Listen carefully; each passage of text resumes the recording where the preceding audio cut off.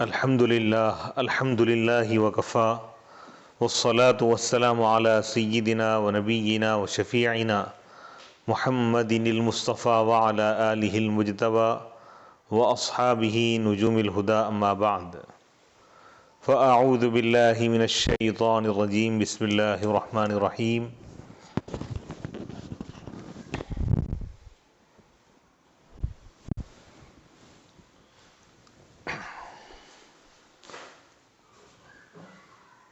قال اللہ تبارک و تعالی فی کلامہ القدیم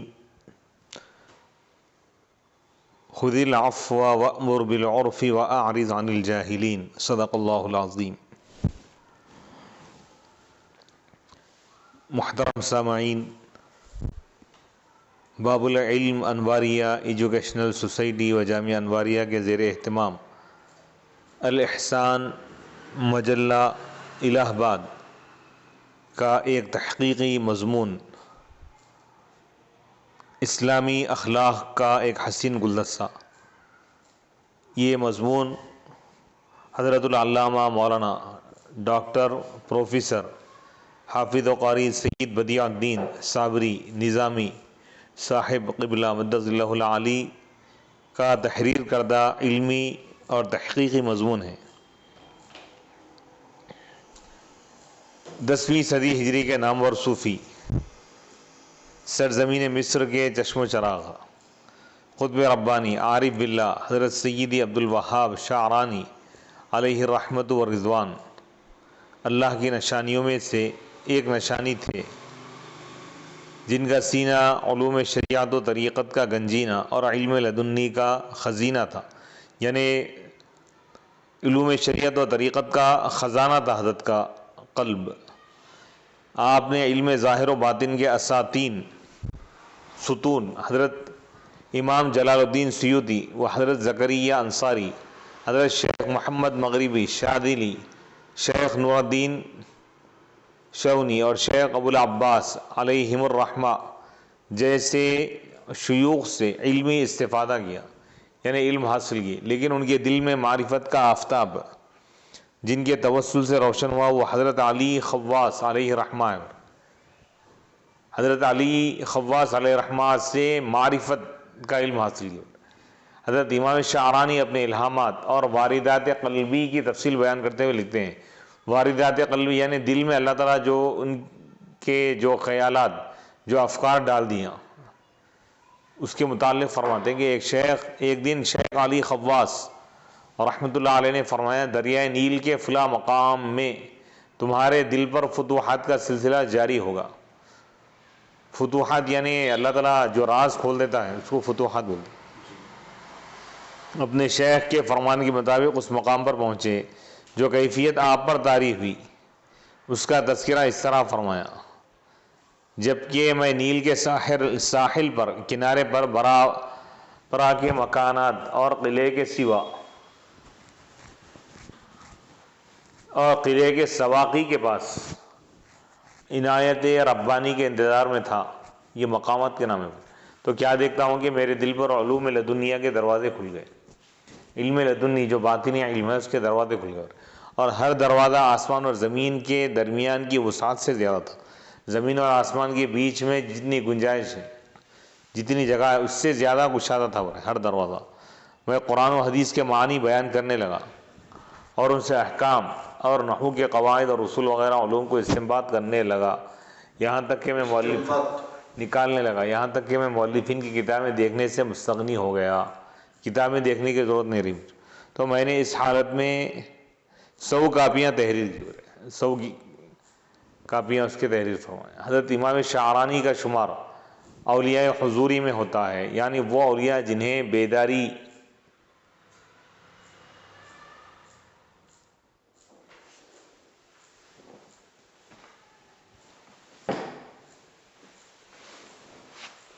اولیاء حضوری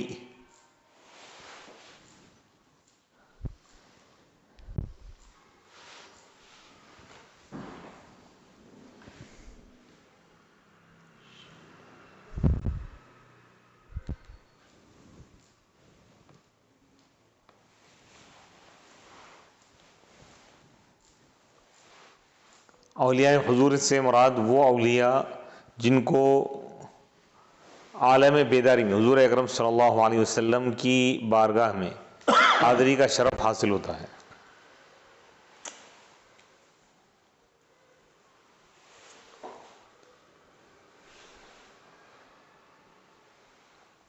اور جو روحانی طور پر رحمت للعالمین صلی اللہ علیہ وسلم کے علوم اولین و آخرین سے استفادہ کرتے ہیں، فائدہ حاصل کرتے ہیں، جیسا کہ امام شعرانی نے تحریر فرمایا، اللہ تعالیٰ کے عظیم احسانات میں سے مجھ پر یہ بھی احسان اور انعام ہے کہ سید الانبیاء صلی اللہ علیہ وسلم کے دربار عالی کا حاضر باش ہوں، یعنی حاضر رہنے والا ہوں. اکثر اوقات یوں ہوتا ہے کہ میرے اور روضہ اقدس صلی اللہ علیہ وسلم کے درمیان فاصلہ بہت ہی کم رہ جاتا ہے. میں اپنے ہاتھ کو روضہ اطہر پر پاتا ہوں اور اسی طرح محبوب عالم صلی اللہ علیہ وسلم کے ساتھ کلام کرتا ہوں، یعنی بات کرتا ہوں، جس طرح اپنے پاس بیٹھے ہوئے شخص کے ساتھ گفتگو کی جاتی ہے. سبحان اللہ سبحان اللہ. آپ کی تصانیف کی تعداد 300 سے زائد بتائی جاتی ہے، جن میں سے چند مشہور کتابوں کا ذکر یہاں کیا جا رہا ہے. 300 سے زائد ہے، لیکن یہاں چند کتابوں کا ہم ذکر کر رہے ہیں. لواقع الانوار فی طبقات الاخبار، جو طبقات الکبریٰ سے مشہور ہے، طبقات الکبریٰ سے مشہور ہے. الیواقیت والجواہر فی بیان عقائد الاکابر. المیزان الکبریٰ کشف الغمہ عن جمیع الامہ. البحر المورود فی المواثیق والعہود. الانوار القدسیہ فی معرفت قواعد الصوفیہ. الجوہر المصون فی علوم کتاب اللہ المکنون وغیرہ. آپ نے ان مایہ ناز کتابوں میں سے صوفیہ کرام کے اخلاق و اقوال کی روشنی میں اصلاح معاشرے کے لیے ایک بہترین تصنیف فرمائی، جس کا نام ہے تنبیہ المغترین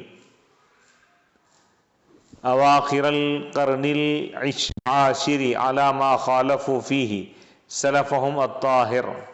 ان لوگوں کی تنبیہ جو دھوکے میں پڑے ہوئے ہیں 10ویں صدی ہجری کے اواخر میں، جنہوں نے ولایت کا دعویٰ کر کے اپنے پاکیزہ اسلاف کے اخلاق کی مخالفت کی. اس کتاب کا اردو ترجمہ حضرت مولانا مفتی محمد صدیق ہزاروی حفظہ اللہ تعالی نے کیا ہے، جو 400 صفحات پر مشتمل ہے، جس کو مکتبہ اعلیٰ حضرت لاہور نے شائع کیا. کتاب کا موضوع اس کے نام سے ظاہر ہے. اس کتاب کا مطالعہ انسان کے دل میں نیکیوں کی محبت اور گناہوں کی نفرت پیدا کرتا ہے. اسلام میں اخلاق کی اہمیت اس حقیقت سے عیاں ہوتی ہے، ظاہر ہو جاتی ہے کہ رسول اکرم صلی اللہ علیہ وسلم نے اخلاق کی تکمیل کو اپنی بعثت کا مقصد بتایا. اخلاق کی جو درجہ بندی ہے اس کی تکمیل فرمائے. اخلاق کے جتنے حصے ہوتے ہیں، جتنے شعبے ہوتے ہیں، جتنے اجزاء ہوتے ہیں، جتنے انواع اور اقسام ہوتے ہیں، اس کی تکمیل ہی حضور کی بعثت. حضور آئے ہیں اس لیے تاکہ اخلاق سکھائیں. حضور کی آمد کا مقصد کچھ اور نہیں ہو رہا، اچھے اخلاق سکھانا. سبحان اللہ سبحان اللہ اکبر. ارشاد نبوی انما بعثت لاتمم مکارم الاخلاق، میں بہترین اخلاق کی تکمیل و تعلیم کے لیے بھیجا گیا ہوں.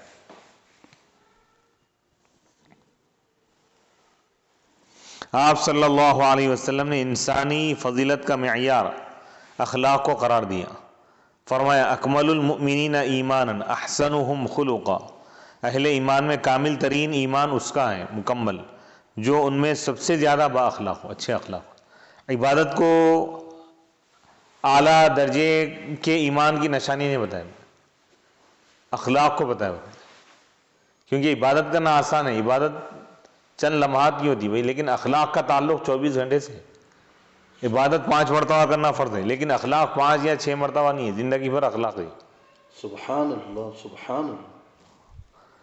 اہل ایمان میں کامل ترین ایمان ان کا ہے جو ان میں سب سے زیادہ با اخلاق، اچھے اخلاق والے ہیں. اور ایک موقع پر آپ صلی اللہ علیہ وسلم نے ارشاد فرمایا حسن الخلق نصف الدین، اچھے اخلاق آدھا دین ہے. یعنی دین کے اگر حصے کیے جائیں، نماز، روزہ، زکوٰۃ، حج، قربانی، عقیقہ، تمام چیزیں بھئی آدھا ہے، تمام چیزیں مل کے آدھا ایمان. اور حسن اخلاق، اچھے اخلاق، یہ ایک صفت آدھے ایمان کے برابر ہے. اللہ اکبر اللہ اکبر. اخلاق ہی انسانیت کا وہ جوہر پر بہار ہیں جو در حقیقت انسانیت کی پستی و بلندی کا بڑا معیار ہے، جوہر ہے یہ، جس کے ذریعے انسان کی اچھائی اور برائی کو جانچا جاتا ہے، پرکھا جاتا ہے، چیک کیا جاتا ہے، تھرمامیٹر ہے یہ۔ جب حضرت امام شعرانی نے لوگوں کے اخلاق کو بگڑتے ہوئے دیکھا، خصوصاً وہ لوگ جو صوفی یا ولایت کے منصب پر فائز ہونے کا دعویٰ کرتے ہیں لیکن ان کے دل حب دنیا سے بھرے ہوئے ہوتے ہیں، دنیا کی محبت سے، مال و جاہ کی حرص، جن کی زندگی کا طرہ امتیاز بن چکا ہوتا ہے، یعنی مال و دولت چاہ رہے ہیں، بس ان کی زندگی کا مقصد وہی ہے۔ ان لوگوں کی اصلاح کو ضروری سمجھتے ہیں آپ امر بالمعروف، بھلائی کا حکم دینا، نہی عن المنکر، برائی سے روکنے کا فریضہ انجام دینے کے لیے کمر بستہ ہو گئے، یعنی تیار ہو گیا، ان کو برائی سے روکنا ہے، اچھائی کا حکم دینا ہے۔ گرچہ کہ مصنف علیہ الرحمٰن نے اپنے زمانے کے دنیا پرست، دنیا کے چاہنے والے متصوفین کی اصطلاح کے لیے اس کتاب کو تحریر، دنیا پرست متصوفین کی اصلاح کے لیے اس کتاب کو تحریر فرمائے۔ دنیا پرست جو لوگ دنیا کے دل دادا ہیں، دنیا کے چاہنے والے، ایسے صوفیوں کے لیے، ان کی اصلاح کے لیے اب کتاب تحریر کے بر، لیکن آج کے اخلاقی انحطاط کے دور میں، جبکہ اکثر اہل علم بھی دنیا کی زیب و زینت پر فریفتہ ہو کر آخرت کی فکر کو یکسر فراموش کر چکے ہیں، اہل علم بھی، صوفیہ تو صوفیہ ہے، اہل علم بھی دنیا کی زیب و زینت، دنیا کی بہاریں، دنیا کی عیش و عشرت پر قربان ہو رہے ہیں، مطلب اس کے دیوانے بن کر آخرت کی فکر کو بھلا دیے ہو رہے ہیں۔ اللہ اخلاق کی بہترین تعبیرات ان کے نو کے قلم اور زبان پر تو ضرور ہے، اخلاق کی تعبیرات، اخلاق کے بیانات، قلم سے لکھ بھی رہے ہیں، زبان سے بیان تو بھی کر رہے ہیں، لیکن ان کا تعلق عملی زندگی سے نہیں ہو رہا ہے، اللہ یعنی عمل نہیں کر رہے ہیں، ان اخلاق کو اختیار نہیں کر رہے۔ ایسے عالم میں یقیناً اس کتاب کی اہمیت اور بڑھ جاتی ہے۔ ایسی حالت میں ہر سالک، شریعت پر چلنے والا، طریقت کی منزل طے کرنے والا، ہر سالک شریعت و طریقت کے لیے یہ کتاب ایک انمول تحفہ ہے، بہترین تحفہ ہے، نایاب۔ یہ کتاب صوفیہ کے ان اخلاق کی تجدید کرتی ہے، ان کو رینیول کرتی ہے جو تقریباً مٹ چکے ہیں، جیسا کہ حضرت امام شعرانی یعنی زندہ کرتے ہیں، دوبارہ بحال کرتے ہیں، ریچارج کرتے ہیں، سمجھو، جیسا کہ حضرت امام شعرانی نے اپنی کتاب کے مقدمے میں فرمایا۔ یہ کتاب اس زمانے کے ہر صوفی اور فقیہ کے لیے نفع بخش ہے، صوفی اور عالم کے لیے فائدہ مند ہے، ان میں سے کوئی بھی اس میں نظر کرنے سے بے نیاز نہیں ہو سکتا، یعنی ہر ایک کو اس کی ضرورت ہے۔ جس طرح تم کو اس کتاب کے مطالعے سے انشاءاللہ معلوم ہوگا، یہ کتاب اس زمانے کے ہر اس شخص کی گردن کاٹتی ہے جو ناحق شیخ و مرشد ہونے کا دعویٰ کرتا ہے، اللہ اکبر، ناحق، یعنی حقیقت میں ہے نہیں وہ، لیکن اپنے آپ کو مرشد کہہ رہا ہے، دعویٰ کر رہا ہے، کیونکہ وہ اس کو مفلس قرار دیتی ہے، یعنی دولت نہیں ہے لیکن دولت مندی کا دعویٰ کر رہا ہے، طریقت کی دولت نہیں ہے لیکن شیخ ہونے کا دعویٰ کر رہا ہے، تو ایسی ہے، اور وہ اس کو مفلس قرار دیتی ہے، حتیٰ کہ وہ اپنے آپ کو جماعت صوفیہ کے اخلاق سے برہنہ سمجھتا ہے، یعنی اس سے بالکل خالی ہے۔ جس طرح سانپ اپنے لباس جلد سے نکل آتا ہے، سانپ اپنے جلد چمڑے سے نکل آتا ہے، اور میں بعض لوگوں کو جانتا ہوں جب ان تک اس کتاب کی خبر پہنچی تو وہ پریشان ہو گئے، اور ان کے بس میں ہوتا تو چوری کر کے اس کو دھو ڈالتے، کیونکہ ان کو یہ خوف ہے کہ اگر ان کے کسی معتقد نے اس کتاب پر نظر ڈالی تو ان کے حق میں ان معتقدین کا عقیدہ بدل جائے گا، جو لوگ عقیدت سے آ رہے ہیں پیش، لیکن جب حقیقت سامنے آ جائیں گی تو ان کے خلاف ہو جائیں گے۔ جب وہ دیکھیں گے کہ یہ لوگ ان صوفیہ کے اخلاق سے الگ تھلگ ہیں، صوفیہ کے جو اخلاق ہیں، جن کے خلفاء ہونے کا یہ دعویٰ کر رہے ہیں، جس شیخ کے خلیفہ ہونے کا دعویٰ کر رہے ہیں، ان کے اخلاق سے بالکل یہ دور ہے، حالانکہ ان کے لیے زیادہ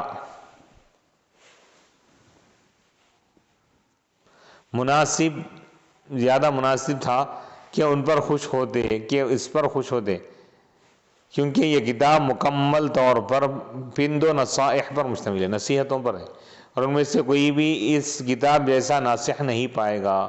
یہ کتاب جیسا خیر خواہی کر رہی ہے، کسی اور چیز کو خیر خواہی کرنے والا نہیں پائیں گے لوگ، ایسا ہو رہا ہے۔ یہ بہت ہی بہترین کتاب ہے، جن پاکیزہ اخلاق کو مصنف علیہ الرحمٰن نے تحریر فرمایا، خود ان کی ذات ان اوصاف سے کامل طور پر مزین تھی۔ حضرت امام شعرانی رحمۃ اللہ علیہ جب یہ کتاب لکھے تو خود ان کے اندر یہ صفات موجود تھے، برے اچھے اخلاق اور برے اخلاق کی باریک سے باریک تر باتوں کو، جن کی طرف اہل علم توجہ نہیں کرتے، آپ نے سلف صالحین کے اقوال، گزرے ہوئے جو نیک بندے ہیں ان کے اقوال کی روشنی میں واضح کیا۔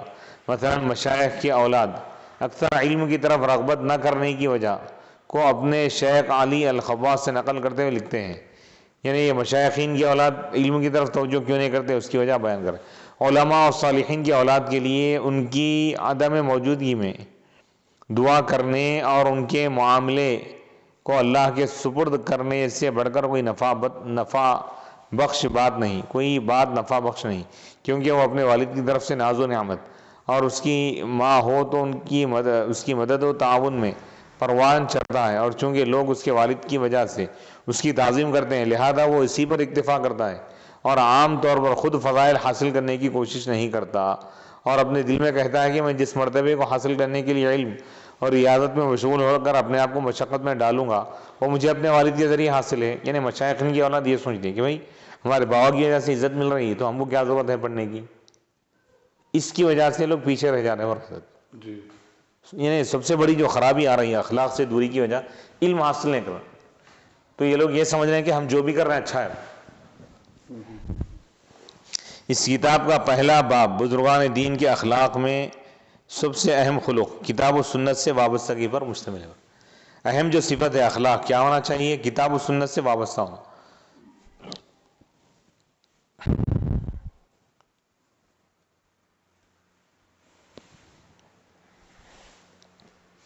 اس باب میں صوفیہ کے اقوال میں یہ قول انتہائی اہمیت کا حامل ہے جو حضرت جنید بغدادی علیہ رحمہ سے منقول ہے۔ آپ نے فرمایا، نقل کیا گیا، ہماری کتاب یعنی قرآن مجید تمام کتب کی سردار اور جامع ہے، اور ہماری شریعت تمام شریعتوں سے زیادہ واضح ہے، آسان ہے۔ تمام کتب کی سردار، تمام کتابوں کی سب سے بڑی کتاب قرآن ہی ہے نا، قرآن کے رہتے ہوئے کسی اور کتاب کی طرف کیوں مائل ہوں گے؟ اور ہماری تمام شریعتوں سے زیادہ واضح اور دقیق ہے یعنی باریک ہے، اور ہمارا طریقہ یعنی تصوف کتاب و سنت کے ساتھ مضبوط و مزین ہے، آراستہ ہے۔ بس جو شخص قرآن مجید نہ پڑھے اور مزین آراستہ ایک ہی بات ہے، اور جو شخص قرآن مجید نہ پڑھے اور سنت احادیث یاد نہ کرے اور نہ اس کے معنی کو سمجھے اس کی اقتدا صحیح نہیں ہو رہا۔ اس کو مشائخ بنانا اور اس کو شیخ بنانا اور اس کا مرید بننا ہی غلط ہے جو قرآن نہیں پڑھا حدیث نہیں پڑھا، یہ ہو رہا ہے۔ یعنی ایسے شخص کے مرید بھی نہیں ہونا چاہیے اور نہ اس کو اپنا امام بنانا ہے۔ امام اس کے پیچھے 2 رکعت نفل نماز نہیں پڑھ سکتے، اس کے پیچھے 2 رکعت نماز نہیں پڑھ سکتے، تھے جائے کہ خدا کی منزل کا جو سفر ہے خدا تک پہنچنے کا، اس میں کیسا امام اس کو اپنا رہنما بنا سکتے ہیں؟ اور یعنی دنیا میں اس کے پیچھے 2 رکعت نماز نہیں پڑھ سکتے جس سے اس کو علم نہ ہو قرآن و حدیث کا، تو خدا کی بارگاہ میں پہنچنے کے لیے اس کو اپنا رہنما کیسے بنا سکتے؟ اللہ اکبر، اللہ اکبر۔ علم کا مقصد عمل ہے، علم بلا عمل صاحب علم کے لیے کل قیامت کے دن وبال ہے، بلا عمل عمل نہیں کریں گے تو وبال ہوں گا۔ علم پر عمل کی اہمیت کو اجاگر کرتے ہوئے حضرت امام شعرانی رحمۃ اللہ علیہ متعدد کئی اقوال نقل فرماتے ہیں۔ حضرت امام مالک فرماتے تھے علم روایت کی کثرت کا نام نہیں، علم روایت کی کثرت کا نام نہیں، زیادہ روایتیں احادیث سنا دے رہے ہیں اس کا نام نہیں، علم وہ ہے جو نفع دے رہا ہے اور عالم اس پر عمل کرے۔ اللہ اکبر۔ حضرت امام شافعی رحمۃ اللہ علیہ فرماتے ہیں حضرت امام مالک نے مجھ سے فرمایا، اے محمد، امام شافعی کا نام محمد، اے محمد اپنے عمل کو آٹا اور اپنے علم کو نمک بناؤ، یعنی علم سے زیادہ عمل ہونا چاہیے، یعنی علم و عمل کا تناسب ریشیو بیان کرتے ہیں، فرما رہے ہیں کہ عمل اور علم یعنی دونوں میں نسبت کیا ہونی چاہیے، بتا رہے ہیں کہ علم آٹے میں نمک کے برابر ہونا اور عمل نمک کے مقابلے میں آٹے کی طرح ہونا۔ نمک کم استعمال کرتے ہیں نا بھائی، نمک کے برابر آٹے میں نمک کے برابر جتنی مقدار ہوتی ہے نمک کی اتنی مقدار میں اگر علم ہے تو نمک کے مقابلے میں آٹا جتنا زیادہ ہوتا ہے اتنا زیادہ عمل ہونا ہے۔ اللہ اکبر، اللہ اکبر۔ علماء کا عمل سے دوری اختیار کرنا قیامت کی نشانیوں میں سے ہو۔ اللہ اکبر۔ سیأتی علی الناس زمان یکون عبادہم جہالا وعلماؤہم فساقا، ان قریب لوگوں پر ایک ایسا زمانہ آئے گا کہ ان کی عبادت گزار جاہل ہوں گے اور ان کے علماء فاسق ہوں گے، یعنی عمل نہیں کریں گے۔ مستدرک للحاکم، مستدرک کی روایت ہے۔ امیر المؤمنین حضرت سیدنا عمر بن خطاب رضی اللہ تعالیٰ عنہ فرماتے ہیں کہ مجھے اس امت پر اس عالم کا خوف زیادہ ہے جو زبان سے عالم اور دل سے جاہل ہے۔ اللہ اکبر۔ حضرت امام احمد بن حنبل اور رحمۃ اللہ علیہ اس شخص کو تعلیم دینے سے رک جاتے تھے جو تہجد نہیں پڑھتا۔ اللہ اکبر۔ حضرت کے درس میں اگر کوئی شخص آتا تو پہلے پوچھتے تھے کہ تہجد پڑھے یا نہیں پڑھے، تو درس دیتے تھے نہیں تو بھیج دیتے تھے۔ اس دن ایبسینٹ، غیر حاضر نہیں، بس اس کی حاضری شماری نہیں کرتے تھے۔ اللہ اکبر۔ ابو عثمان نے ایک رات ان کے پاس گزاری، یعنی ایک رات رہے وہاں پہ، جس کے بعد امام احمد بن، تو امام احمد بن حنبل علیہ رحمہ نے ان کے لیے وضو کا پانی رکھا تہجد پڑھنے کے لیے، پھر فجر سے پہلے تشریف لائے تو ان کو سویا ہوا پایا اور پانی بھی اسی طرح موجود تھا۔ آپ نے ان کو جگایا اور پوچھا ابو عثمان کیوں آئے ہو؟ انہوں نے عرض کیا اے امام میں آپ سے حدیث سیکھنے آیا ہوں۔ حضرت امام احمد بن حنبل رحمۃ اللہ علیہ نے فرمایا تو کس طرح حدیث حاصل کرے گا جبکہ تو رات کو تہجد نہیں پڑھتا؟ جہاں سے آیا ہو وہیں چلے جاؤ۔ ایڈمیشن ہی کینسل کر دی حضرت۔ اللہ اکبر۔ تو صوفیہ اور اولیاء کا جو طریقہ تھا مشرب، ہائے ہائے اللہ، ہائے ہائے۔ جو علماء فرائض و واجبات کی ادائیگی میں کوتاہی و تساہلی برتتے ہیں، یعنی لاپرواہی، اس عبارت سے عبرت لیں، عبرت حاصل کریں گے۔ اگر وہ سلف کی سنتوں پر عمل نہیں کر سکتے ہیں تو کم از کم فرائض و واجبات کا اہتمام تو ضرور کریں۔ یعنی اگر تہجد نہیں پڑھ سکتے تو کم از کم پنج گانا، نماز پنج گانا اس کے وقت پر ادا کرے، اہتمام کرے، اس اور واجبات بھی ادا کرے، سنت موقدہ بھی ادا کرے۔ علم کی آفت عجب ہے ورنہ، یعنی خود پسندی ہے ورنہ۔ حضرت سفیان ثوری رحمۃ اللہ علیہ فرماتے تھے ایسے علماء بہت کم ہیں جس کا حلقہ درس بڑا ہو اور وہ خود پسندی کا شکار نہ ہو۔ خود پسندی یعنی اپنے آپ کو اچھا سمجھنا، دوسرے کو معمولی سمجھنا، یعنی میں جو کہہ رہا ہوں اپنی رائے کو صحیح، دوسرے کو غلط ہے، تو یہ خود پسندی۔ علم کی وجہ سے، عبادت کی وجہ سے خود پسندی بھی آتی، مال و دولت کی وجہ سے، تو یہ بھی ایک باطنی روحانی بیماری ہے۔ اللہ، جس کے مریدین، جس کا حلقہ پڑتا ہے اس کے اندر یہ بات آ جاتی ہے۔ اللہ نہیں آ گئی تو تباہی، اس کے لیے وبال ہے ورنہ، جی، نہ اس کی عبادت قبول ہے نہ اور کوئی چیز۔ حضرت عبداللہ بن مبارک رحمۃ اللہ علیہ فرماتے ہیں انسان اس وقت تک عالم رہتا ہے جب تک اس کا خیال یہ ہو کہ اس شہر میں اس سے زیادہ علم والا ہے، جب وہ اپنے آپ کو ان سے زیادہ علم والا خیال کرے تو وہ جاہل ہے۔ کیونکہ قرآن مجید میں اللہ تعالیٰ فرما رہا ہے وَفَوْقَ كُلِّ ذِي عِلْمٍ عَلِيمٍ، ہر عالم سے بڑا عالم اللہ تعالیٰ رکھا ہے۔ حضرت موسیٰ کو اللہ تعالیٰ حضرت خضر کے پاس بھیجا، حضرت موسیٰ علیہ السلام خطاب فرما رہے تھے بنی اسرائیل میں، تو ایک شخص اٹھا اور پوچھا کہ حضرت یہاں پہ سب سے زیادہ جاننے والے کون ہیں؟ تو حضرت فرمایا انا، میں ہوں۔ تو اللہ تعالیٰ فوراً تقریر ختم ہوتی ہی فرمایا کہ جاؤ وہاں پہ مجمع البحرین، دو سمندر جہاں ملتے ہیں وہاں پہ ہمارا ایک بندہ ہے جو آپ سے زیادہ جاننے والا۔ تو انبیاء کو بھی اللہ تعالیٰ فرما رہا ہے کہ ایک سے بڑھ کر ایک عالم کو ہم رکھے ہوئے، حالانکہ حضرت موسیٰ علیہ السلام کا جملہ غلط نہیں تھا وہ، کیونکہ نبی سے بڑھ کر کوئی جاننے والا نہیں ہوتا، کائنات میں سب سے زیادہ جاننے والے انبیاء ہی ہیں، لیکن امت کو تعلیم دینے کے لیے کہ اگرچہ کہ تم اس مقام پر فائز ہو گئے لیکن یہ کہنا چاہیے کہ اللہ تعالیٰ زیادہ جاننے والا، اور بھی بندے ہوں گے ایسا، یہ بولنا چاہیے۔ تو یہاں پہ حضرت عبداللہ بن مبارک رحمۃ اللہ علیہ فرماتے ہیں کہ انسان اس وقت تک عالم رہتا ہے جب تک اس کا خیال یہ ہو کہ اس شہر میں اس سے زیادہ علم والا ہے، جب وہ اپنے آپ کو ان سے زیادہ علم والا خیال کرے تو وہ جاہل ہے۔ جو جتنا زیادہ علم والا ہوتا ہے اتنا ہی اس میں کثر نفسی اور تواضع کی صفت بھی پائی جاتی ہے۔ صوفیہ یعنی علم کے زیادہ ہونے کی علامت کیا ہے؟ شہرت ہونا یا بڑے اس میں چلے جانا، جلسوں میں جانا، مشہور ہونا، یہ جاہلوں کے پاس مقبولیت کی علامت ہے، لیکن اللہ والوں کے پاس نہیں ہو رہا۔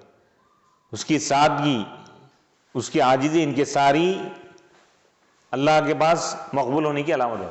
یعنی دنیا دار جو ہے سمجھ رہے ہیں کہ بھئی فلاں اتنا مشہور ہے، اس کی تقریر ایسی، نہ تقریر کو دیکھو نہ تحریر کو دیکھو، بلکہ اس کے طرز زندگی کو دیکھو، اس کے حسن معاشرت کو دیکھو، اس کی سادگی کو دیکھو، عاجزی، ان کے ساری اگر فروت نہیں ہے تو سمجھو کہ اللہ والا ہے۔ صوفیہ کرام کے اس سلسلے میں کیا اخلاق ہے؟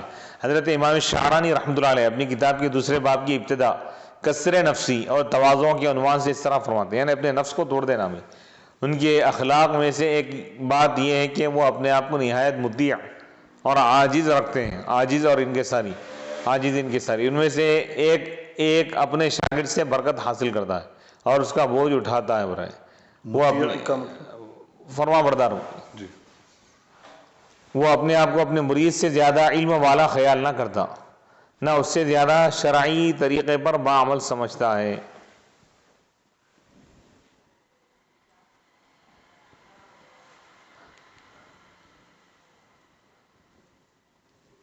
جبکہ اس سے کسی فتنے کا خوف نہ ہو۔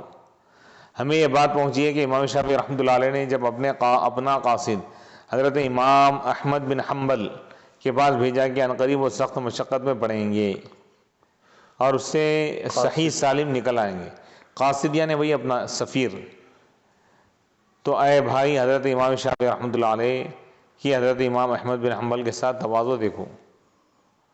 حالانکہ امام احمد بن حنبل رحمۃ اللہ علیہ ان کے شاگرد تھے، کس کے؟ امام شافعی کے۔ تو ان کے لیے کیا الفاظ لکھ رہے ہیں؟ اے بھائی کا لفظ استعمال کریں شاگرد کو۔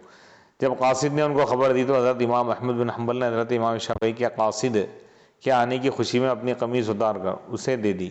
جب قاصد قمیض لے کر واپس آیا تو انہوں نے اس سے پوچھا کیا یہ قمیض ان کے جسم پر کسی دوسرے کپڑے کے لیے حائل ہونے کے بغیر تھی؟ تو اس نے کہا جی ہاں۔ تو حضرت امام شافعی نے اسے چوما اور اپنے آنکھوں پر رکھا، پھر ایک برتن میں اس پر پانی ڈالا اور اس کو ملایا، پھر اس کو نچوڑا اور اس کا پانی شیشے میں ڈال دیا۔ چنانچہ جب اس کے شاگردوں میں سے کوئی بیمار ہو جاتا، ان کے شاگردوں میں سے کوئی بیمار ہو جاتا تو اس پانی سے جس میں قمیض دھوئی تھی کچھ اس کے پاس بھیجتے، جب وہ اسے اپنے جسم پر ملتا تو اسی وقت بیماری سے عافیت حاصل کرتا۔ اپنے شاگرد کے قمیض کا پانی بھی آپ وہ کر رہے تھے، حالانکہ شاگرد ہے، یہ نہیں سمجھے کہ یہ شاگرد ہے، میں استاد ہوں، ایسا نہیں۔ اللہ اکبر۔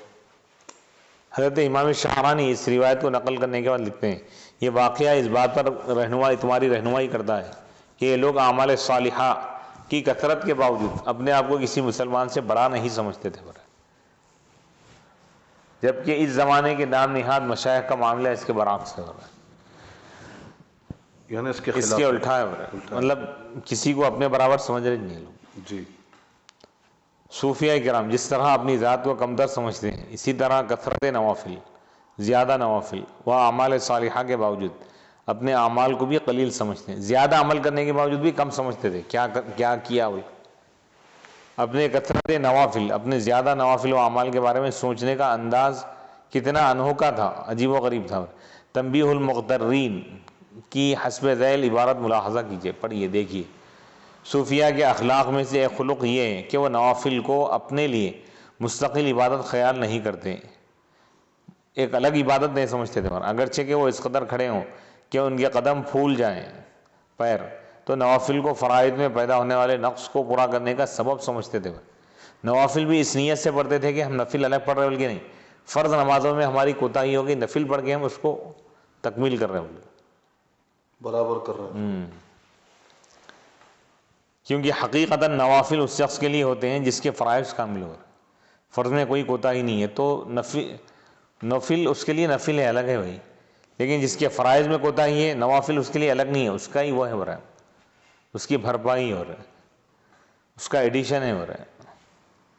جس طرح ارشاد خداوندی ہے وَمِنَ اللَّيْلِ فَتَهَجَّدْ بِهِ نَافِلَةً لَكَ، اے رسول آپ رات میں تہجد پڑھیے، یہ آپ کے لیے نفل نماز ہے، زائد ہے، نفل کے معنی اضافے کے آتے ہوئے۔ اللہ تعالیٰ نے بتایا کہ تہجد رسول اللہ صلی اللہ علیہ وسلم کے لیے نفلی نماز ہے، کیونکہ آپ صلی اللہ علیہ وسلم کے فرائض کامل تھے، کیونکہ آپ صلی اللہ علیہ وسلم عبادت میں نقص سے معصوم تھے، حضور کی عبادت میں کوئی نقص نہیں ہو سکتا۔ یہ حقیقت ہے کہ جو بندہ جتنا متقی ہوتا ہے اتنا ہی وہ اپنے آپ کو قصوروار سمجھتا ہے، گنہگار سمجھنا، نیکی کرنے کے باوجود۔ اللہ تعالیٰ نے سورہ آل عمران کے دوسرے رکوع میں متقین کے اوصاف بیان فرمایا کہ وہ صبر کرنے والے، سچے، وہ اطاعت گزار، راہ خدا میں خرچ کرنے والے، اور سحر کے وقت استغفار کرنے والے تھے، یعنی گناہوں کی بخشش مانگتے ہیں۔ تہجد پڑھ کے گناہوں کی مغفرت مانگ رہے ہیں۔ تہجد تو اچھا عمل ہے نا بھائی، لیکن یہ سمجھ رہے ہیں کہ ہم نیکی نہیں کیے، گناہ کیے۔ اللہ، والمستغفرین بالاسحار، استغفار بھی کب کر رہے ہیں؟ توبہ، سحری کے وقت اٹھ کر روتے ہیں ہو رہے ہیں۔ اس کے باوجود وہ کیا اعتراف کرتے ہیں؟ اس سے قبل آیت میں ارشاد فرمایا الذین یقولون ربنا اننا آمنا فاغفر لنا ذنوبنا وقنا عذاب النار. اعتراف مانتے ہیں لوگ، وہ کہتے ہیں کہ اے ہمارے رب، بے شک ہم ایمان لائیں، بس تو ہم کو بخش دے، ہمارے گناہوں کو بخش دے اور تو ہم کو جہنم کے عذاب سے بچا لے. جو یعنی عبادت کر کے یہ سمجھتے ہیں کہ اب ہم جنت کے مستحق ہو گئے، اب ہم کو کچھ کرنے کی ضرورت نہیں، رو رہے ہیں عبادت کر کے. جو یہ کہتے ہیں اے ہمارے رب یقیناً ہم ایمان لے آئیں تو ہمارے لیے ہمارے گناہوں کو معاف فرما اور ہمیں دوزخ کے عذاب سے محفوظ فرما. صوفیہ کرام اپنے نفس کے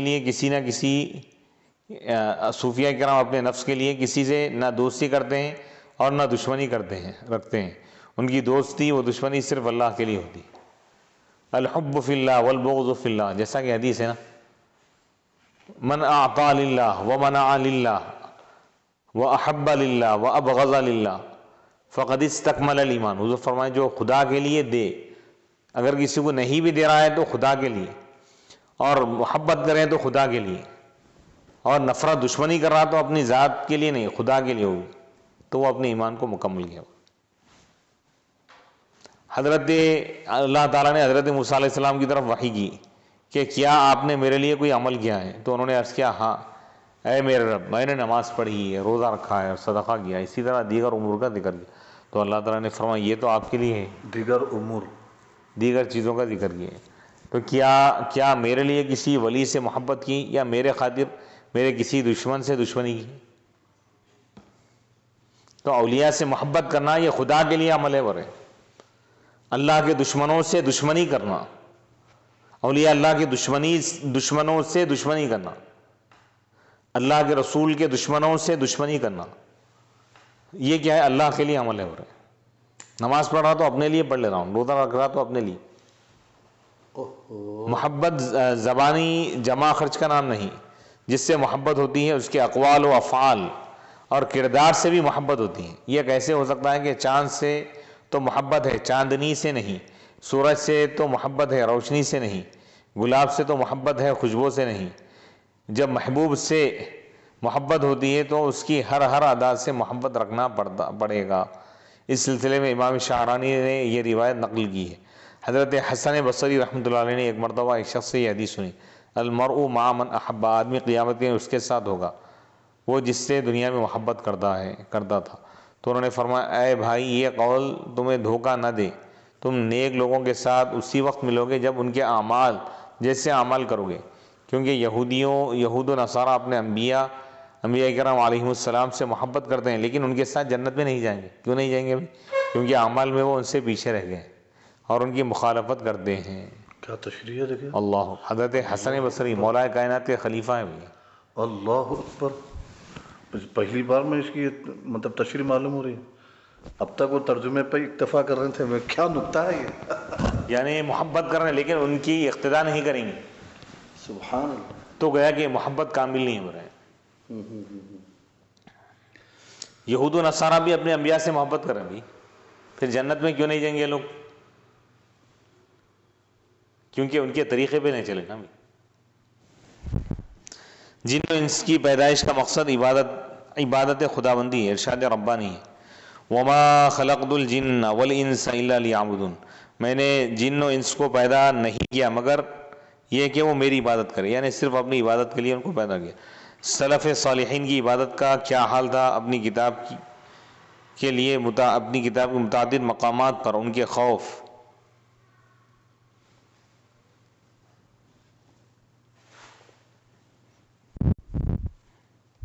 خوف کا عالم اور عبادت کی کیفیت کو واضح کیا. جیسا کہ حضرت سیدنا عمر بن خطاب رضی اللہ تعالیٰ عنہ کے بارے میں فرمایا آپ اپنی خلافت کے دنوں میں رات اور دن میں سوتے تھے اور صرف بیٹھے بیٹھے سر جھک جاتا تھا. اور حضرت عمر بن خطاب رضی اللہ تعالیٰ عنہ فرماتے تھے جب میں رات کو سو جاؤں تو اپنے نفس کو ضائع کروں گا، اور اگر دن کے وقت سو جاؤں گا تو اپنی رعایا کو ضائع کروں گا اور ان کے بارے میں سوال کیا جائے گا. یعنی دن میں بھی نہیں سوتے تھے، رات میں بھی نہیں سوتے تھے.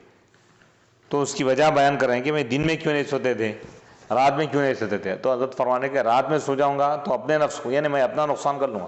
رات میں اللہ کی عبادت کرنا چاہیے. پھر دن میں کیوں نہیں سوتے تھے؟ دن میں اگر سو جاؤں گا تو رعایا کے کو ضائع کروں گا. رعایا یعنی فرجہ عوام پبلک کے جو حقوق میرے ذمے اس کے بارے میں میرا دن گزرنا چاہیے. اس دن میں ان کے ضروریات، ان کے معاملات، ان کی ذمہ داریوں کو پورا کرتا ہوں. قیامت کے دن ان کے بارے میں کیونکہ مجھ سے سوال کیا جائے گا. حضرت ابو مطیع نے فرمایا، حضرت امام اعظم ابو حنیفہ رحمۃ اللہ علیہ کے پاس رات کا بچھونا نہیں تھا اور آپ بیٹھے بیٹھے تھوڑا سا اونگ لیتے تھے. بستر ہی نہیں تھا آپ کے پاس، کیوں نہیں رکھتے تھے؟ بستر ہے تو سو جائیں گے. کون؟ امام اعظم ابو حنیفہ رحمۃ اللہ علیہ. اللہ اکبر. جو لوگ معرفت الہی کا یہ مطلب سمجھتے ہیں کہ توحید کے اسرار و رموز سے واقف ہو جانا اور مصطلحات تصوف کا ماہر ہونا کافی ہے. مصطلحات تصوف کے جو اصطلاحات ہیں بھی اس سے واقف ہو گئے یہ کافی نہیں ہے. کثرت عبادت و ریاضت کی ضرورت نہیں سمجھتے، وہ دھوکے میں پڑے ہوئے ہیں. خالی الفاظ یاد کر لیے، اس کے یہ معنی ہے، مراقبے کا یہ مطلب، مشاہدے کا یہ مطلب، معرفت کے یہ معنی ہے، طریقت کے یہ معنی، حقیقت کے یہ معنی، خالی معنی بتا رہے ہیں لیکن عملی طور پر اس میدان میں نہیں اتر رہے ہیں. ریاضت نہیں کر رہے ہیں، مجاہدے نہیں کر رہے ہیں، مشقتیں، نہ روزے رکھ رہے ہیں، نفل، نہ صدقہ خیرات کر رہے ہیں، کچھ بھی نہیں کر رہے ہیں. تو ایسے لوگ دھوکے میں ہو رہے ہیں، کیونکہ جس کو جتنی معرفت ہوگی اتنا ہی وہ رب سے ڈرتا ہے. جیسا کہ حضرت فضیل بن عیاض رحمۃ اللہ علیہ فرماتے ہیں، اللہ کے کچھ بندے ایسے ہیں کہ جب اللہ کی عظمت کا ذکر کرتے ہیں تو ان کے دل ان کے سینوں کے اندر کٹ جاتے ہیں، پھر جڑ جاتے ہیں، پھر کٹتے ہیں اور پھر ٹھیک ہو جاتے ہیں، پھر کٹتے ہیں اور پھر ٹھیک ہو جاتے ہیں، اور جب تک زندہ رہتے ہیں وہ اسی طرح ٹھیک رہتے ہیں. اور وہ فرماتے تھے بندہ اللہ تعالیٰ سے اسی قدر ڈرتا ہے جس قدر اس سے اللہ کی معرفت حاصل ہوتی. یعنی اللہ کو جتنا زیادہ پہچانے گا اتنا اللہ سے ڈریں گا. جیسے چھوٹا بچہ ہے، کرنٹ کا وائر ہے، جا کے اس کو چھین دیتا ہوں، کسی پہلوان کے سامنے رکھو ہاتھ نہیں لگاتا ہوں. کیوں؟ پہلوان کو علم ہے اس کا، کرنٹ اور اس کی شدت، اس کے اثر کو جو جتنا زیادہ جانے گا اس کے وائرنگ سے دور رہتا ہوں. جو جاہل اور نادان ہے، بے خوف ہے، مطلب بے خوفی اس کی جہالت کی علامتیں بڑھ رہی ہیں. جو اللہ کی عبادت نہیں کر رہا، کوتاہی کر رہا ہے، حرام کاری کر رہا، گناہ کر رہا، اور تو اس کا مطلب ہے کہ جاہل، خدا کو پہچانا ہی نہیں. کیونکہ خدا کو پہچانے گا تو اللہ کا خوف اس کے دل میں پیدا ہوگا. خدا کی قدرت کا جب علم ہوگا، اللہ کی طاقت کا علم ہوگا، اللہ کے پاور کا علم ہوگا تو بندہ اللہ کے حوالے ہو جائے گا، اللہ کی اطاعت کریں گا. سبحان اللہ، سبحان اللہ. بے شک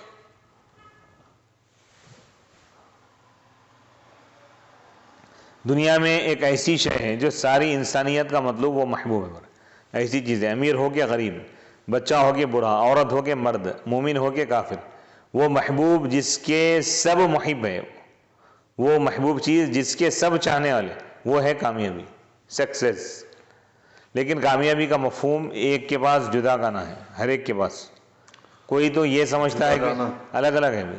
کوئی تو یہ سمجھتا ہے کہ سونی و چاندی کے انبار جمع کر لینا کامیابی ہے، سونا چاندی جمع کر لیا. کوئی یہ خیال کرتا ہے کہ بڑی بڑی ڈگریاں حاصل کرنا کامیابی. کسی کا خیال ہے کہ حکومت کا کوئی عہدہ حاصل کر لینا کامیابی. حد تو یہ ہے کہ اس دور بد اخلاق میں صنف نسواں، عورتوں کی جو جماعت ہے، صنف نسواں میں سے کوئی اپنے جمال کا بھرپور مظاہرہ کرے، ظاہر کرے تو وہ کامیاب ہے. کامیابی یہ نہیں ہے، حقیقت میں کامیابی یعنی خواتین جی جماعت میں سے کوئی اپنے جمال کا، اپنی خوبصورتی کا بھرپور اظہار کرے تو وہ کامیاب ہے. کامیابی یہ نہیں ہے، حقیقت میں کامیابی وہ ہے جس سے اللہ اس کے رسول کامیاب قرار دیں.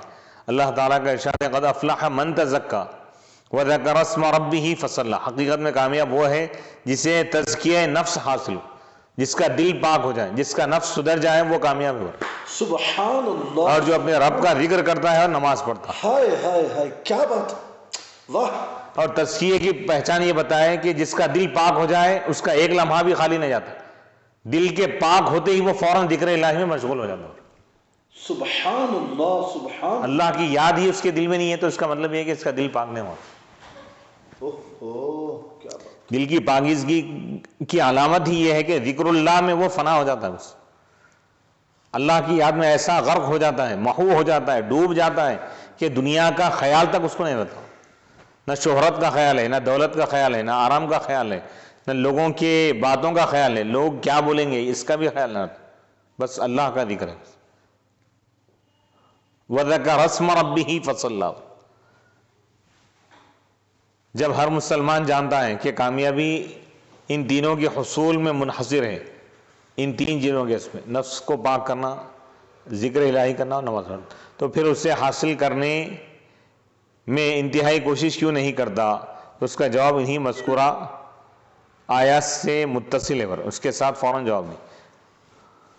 بل تؤثرون الحیات الدنیا، اس کے بعد کی جو آیت ہے قد افلح من تزکا وذکر اسم ربہ فصلی، بل تؤثرون الحیات الدنیا، بلکہ تم دنیاوی زندگی کو ترجیح دیتے ہو، جبکہ آخرت تمہارے لیے زیادہ بہتر ہے دنیا سے اور زیادہ باقی رہنے والی چیز ہے.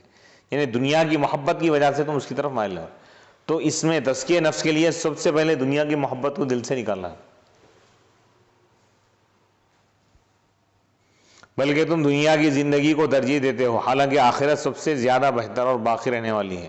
اس لیے صوفیہ کرام اپنی تقریر اور تحریر بلکہ اپنے عمل کے ذریعے ہمیشہ آخرت کی فکر کو اجاگر کرتے رہے، واضح کرتے رہے، ظاہر کرتے رہے، ہائی لائٹ کرتے رہے، اور دنیا اور اس کی محبت کی آفتوں کا ہر جگہ ذکر کرتے رہے. اللہ، صوفی وہ ہے جو دنیا سے دور ہوں گا، صوفی وہ ہے جو دنیا کو ٹھوکر مارتا ہے. اس کی پہلی نشانی بتا رہے ہیں،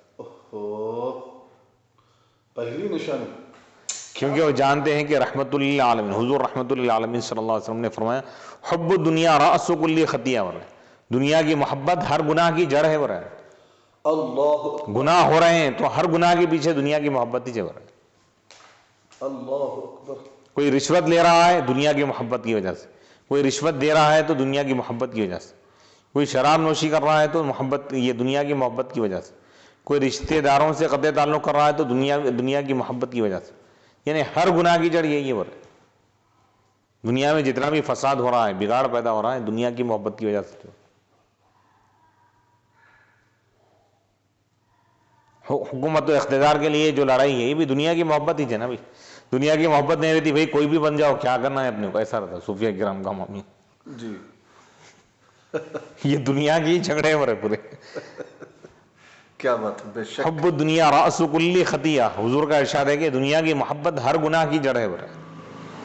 کتاب تنبیہ المغترین، آخرت کی فکر اور زہد فی دنیا سے، دنیا سے بے رغبتی سے تعلق رکھنے والے مضامین سے بھری پڑی ہے کتاب. وہی واقعات لے حضرت، دنیا سے دوری اختیار کرنا، بے رغبتی کرنا اور آخرت کی فکر، یہ پوری بنیاد ہے تصوف کی. حضرت ابراہیم بن ادہم رحمۃ اللہ علیہ فرماتے ہیں کہ تم میں اور صوفیہ کرام رحمۃ اللہ علیہم میں بہت دوری ہے. دنیا ان کے سامنے آئی تو وہ اس سے بھاگ گئے، اور تم سے دنیا بھاگ گئی تو تم اس کے پیچھے چلے گئے. صوفیہ دنیا کے پیچھے نہیں بھاگے. کیا بات ہے، سبحان اللہ. مولا کائنات حضرت علی رضی اللہ تعالیٰ عنہ کا ارشاد ہے دنیا کے بارے میں فرمانے کہ اے دنیا میں تجھ کو 3 طلاق دے دیا. یعنی 3 طلاق کا نہیں لوٹا سکتے. تو صحابہ کا معاملہ بھی یہی تھا. حضرت ربیع بن انس فرماتے تھے کہ مچھر جب تک بھوکا رہتا ہے زندگی رہتی ہے، اور جب سیر ہو جاتا ہے پیٹ بھر کھا لیتا ہے تو موٹا ہو جاتا ہے، اور جب موٹا ہو جاتا ہے تو مر جاتا ہے. انسان جب دنیا سے بھر جاتا ہے تو اس کا دل مر جاتا ہے. اللہ اکبر. یعنی کثرت سے دنیاوی غذائیں استعمال کرنا، دنیاوی عیش و آرام. دنیا والے سمجھ رہے ہیں کہ بھائی جسم بن رہا ہے، طاقتور ہو رہے ہیں، ہیلتھی ہو رہے ہیں. ہیلتھی نہیں ہے یہ.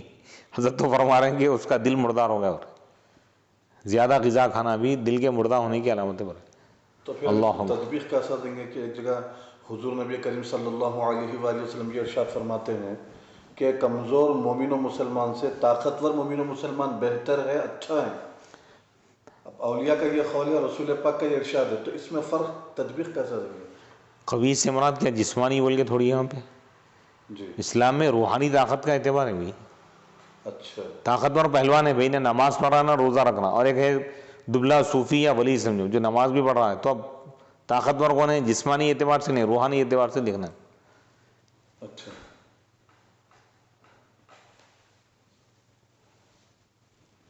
اس سے مراد صوفیہ کرام کے قول کا مطلب یہ ہے کہ بھائی اتنا زیادہ نہیں کہ وہ عبادت الہی سے غافل ہو جا رہا ہے، اتنا زیادہ نہیں کھانا.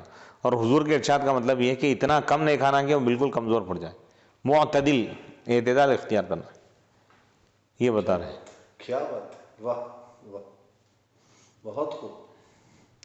مرنے سے پہلے اعمال صالحہ کا توشہ لینا اور آخرت کی فکر اور موت کو یاد رکھنا، ان سب باتوں کے بیان پر ابھارنے والی اور صوفیہ کے اعمال کی صحت، درستگی اور عظمت کو بتانے والی دلیل حضور نبی اکرم صلی اللہ علیہ وسلم کا یہ قول مبارک ہے: اغتنم خمسا قبل خمس، شبابک قبل حرمک، وصحتک قبل سقمک، وغناک قبل فقرک، وفراغک قبل شغلک، وحیاتک قبل موتک.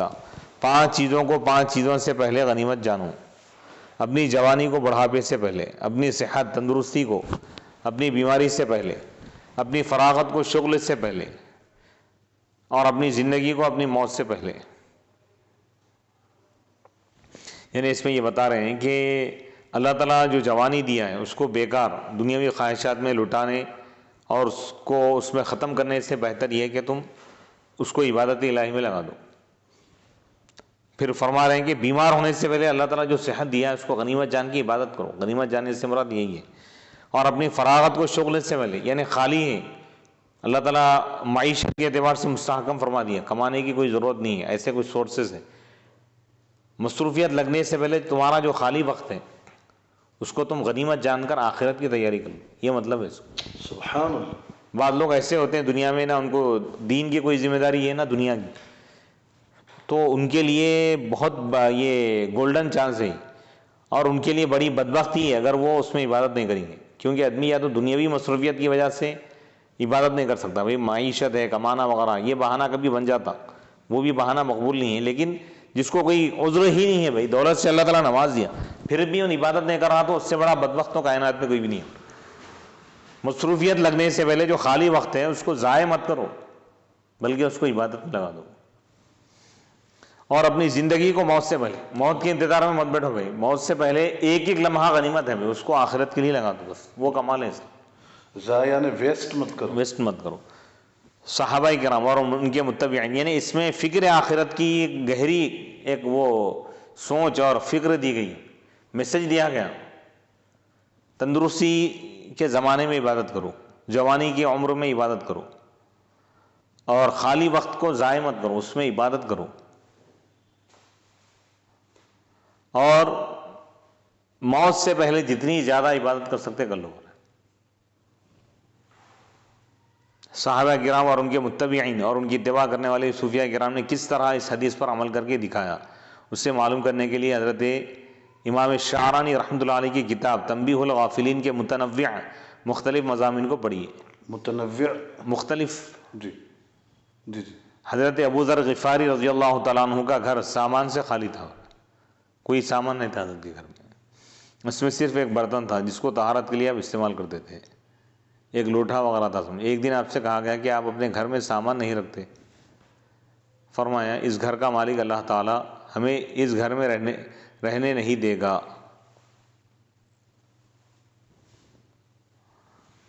ہمارا ایک اور گھر ہے جب ہم اس کی طرف نیک اعمال کا سامان بھیجتے ہیں.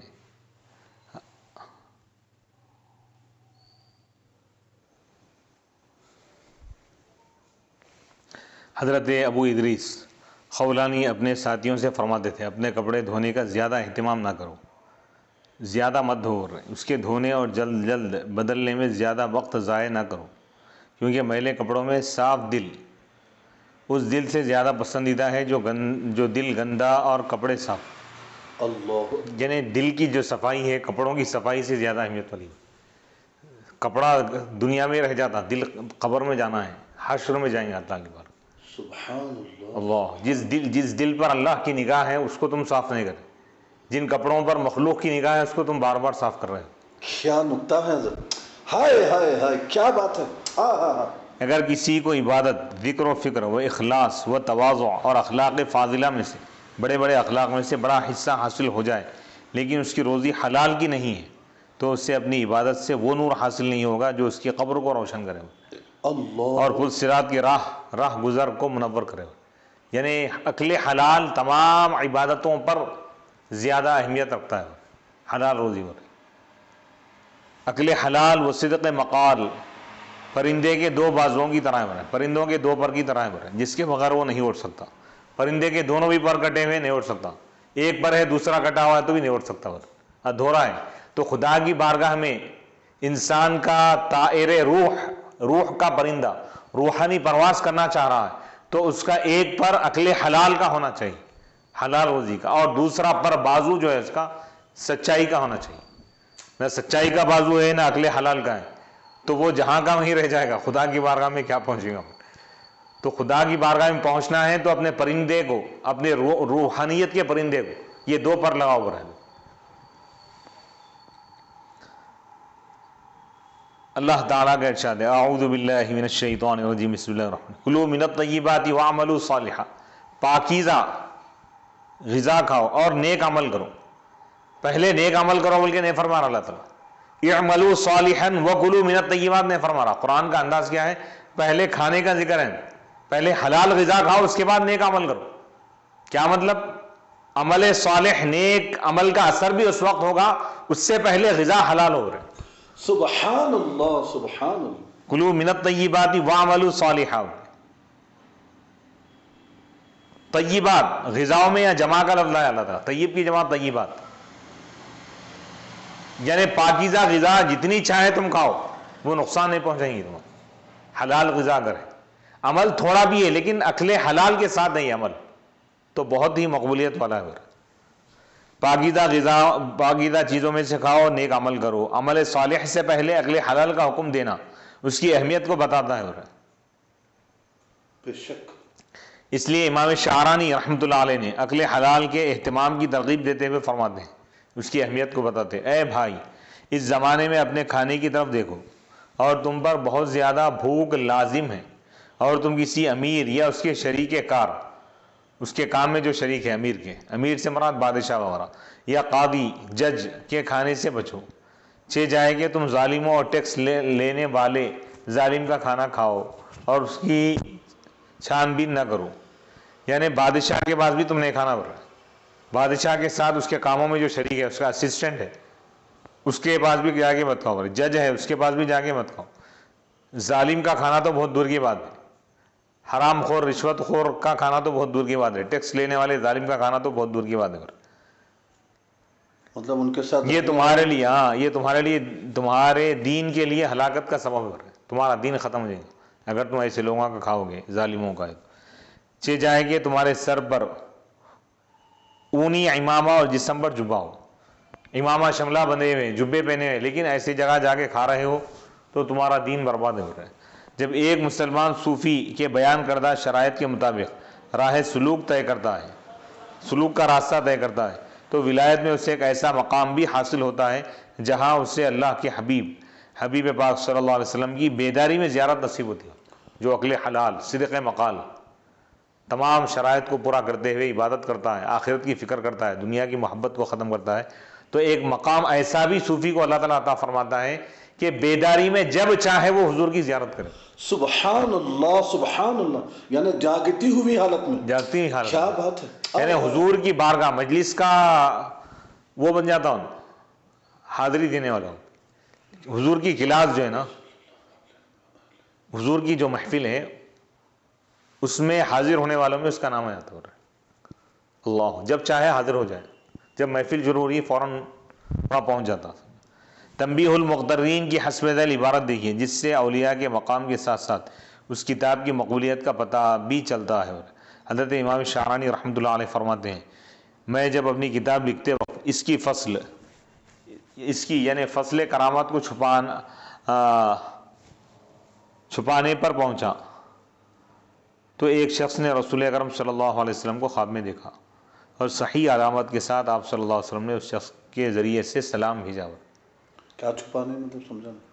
کرامات کو چھپانا چاہیے. جب اس فصل پہ حضرت پہنچے تو فرما رہے ہیں کہ ایک شخص نے رسول اکرم صلی اللہ علیہ وسلم کو خواب میں دیکھا اور صحیح علامات کے ساتھ آپ صلی اللہ علیہ وسلم نے اس شخص کے ذریعے سلام بھیجا. حضور کو جو خواب میں دیکھے اس کی پہچان جو ہوتی ہے نا، وہ تمام پہچان اس کے اندر پائی جا رہی. اس شخص کے ذریعے حضور مجھ کو سلام بھیجے ہوئے. زیارت کرنے والے نے حضور صلی اللہ علیہ وسلم سے ایک مسئلہ پوچھا. آپ صلی اللہ علیہ وسلم نے دیکھا کہ وہ شخص اس کو سمجھنے میں توقف کر رہا ہے، سمجھ نہیں سک رہا ہے، تو آپ صلی اللہ علیہ وسلم نے اس سے فرمایا مصر جاؤ اور شعرانی سے پوچھو، وہ تمہارے لیے اس کی تشریح کریں گے۔ تو جس طرح خواب میں نشانی دیکھی تھی اسی کے مطابق مصر آیا اور مجھ سے سوال کیا۔ اس نے مجھ سے کہا مجھے مصر میں صرف یہی کام تھا کہ حضور صلی اللہ علیہ وسلم کی حکم کی تعمیل میں آپ سے ملوں۔ پھر اس نے مجھ سے مسئلے کے بارے میں پوچھا تو الحمدللہ میں نے اس کی وضاحت کر دی۔ اسی فصل میں آپ لکھتے ہیں صوفیہ کرام رحمہ اللہ کے اخلاق میں سے یہ بات ہے کہ وہ 5 نمازیں حضور صلی اللہ علیہ وسلم کے پیچھے آپ صلی اللہ علیہ وسلم کی قبر شریف میں پڑھتے ہیں۔ صوفیہ صوفیہ کرام کے اخلاق میں سے، یعنی ان کی پہچان، ان کی آئیڈینٹی یا ان کا کمال جو ہے، بتا رہے ہیں کہ 5 نمازیں حضور کے پیچھے ادا کرتے ہوئے اور آپ صلی اللہ علیہ وسلم کی طرف سے سلام کا جواب سنتے ہیں جب وہ اپنے تشہد میں السلام علیکہ ایھا النبی ورحمۃ اللہ وبرکاتہ پڑھتے ہیں۔ جو حقیقی صوفی ہوگا اس کو سلام کا جواب بھی آئے گا، سلام کا جواب وہ سنے گا۔ آگے چل کر وہ حضرت شیخ ابو العباس مرسی رحمۃ اللہ علیہ کے اس قول کو نقل کرتے ہیں اللہ کی قسم اگر میں رات یا دن میں سے تھوڑے حصے میں بھی رسول اکرم صلی اللہ علیہ وسلم سے پردے میں ہو جاؤں، حضور سے اگر میں چھپ جاؤں یا حضور مجھ سے اگر چھپ جائیں تھوڑی دیر کے لیے، تو میں اپنے آپ کو اس وقت مسلمانوں میں شمار نہیں کرتا۔ یعنی 1 منٹ کے لیے بھی حضور کا جلوہ میری نگاہوں سے اگر ہٹ جائے تو میں اس وقت مسلمان ہی نہیں سمجھتا اپنے کو۔ اللہ تو وہ اس کیفیت کا نام ایمان ہے۔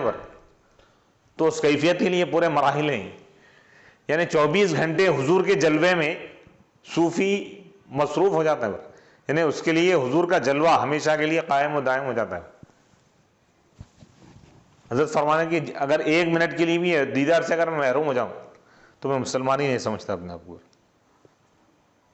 غرض کے کتاب تنبیہ المغترین کے مختلف عناوین اخلاق فاضلہ پیدا کرنے اور ہمیں غفلت کی نیند سے بیدار کرنے کے لیے انتہائی مؤثر ہے۔ وصلی اللہ تعالی علی خیر خلقہ سیدنا محمد وعلی آلہ وصحبہ اجمعین برحمتک یا ارحم الراحمین والحمد للہ رب العالمین۔